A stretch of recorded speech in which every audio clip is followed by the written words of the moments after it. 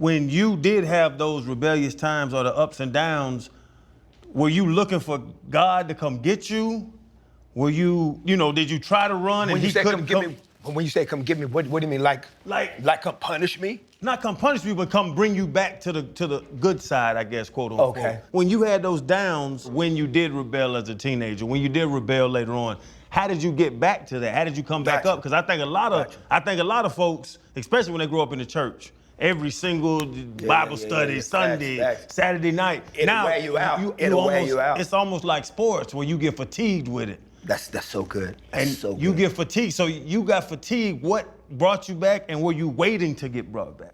First of all, that space of how you get fatigued in sports because you're always having to pull up. That's true, because I know a lot of people have just run their race fatigued because church culture can pull so much from you. Is because a lot of times they make you think if you don't go to all those things, you're not godly or you're not spending time with God.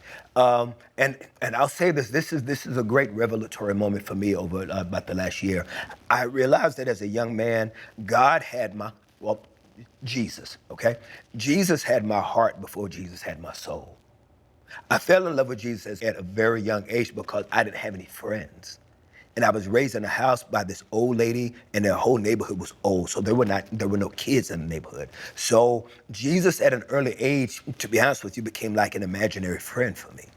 So I would write songs to Jesus and be on top of the roof in the middle of the summer night with the wind blowing, looking up in the stars, talking to Jesus and just imagining him and who he was. So I developed a friendship, kind of play date type of idea, which sounds really weird, but it's the truth. As a kid that had no one else, because I didn't have relatives, I didn't have cousins, I didn't have anybody. It was me and Gertrude.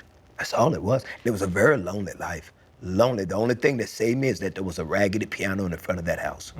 And that piano became the thing that I hung on to for the only type of sanity that a little bitty kid could have. Hold up, limitless, niggas to me, can't pin in it. I fought to hear to witness it.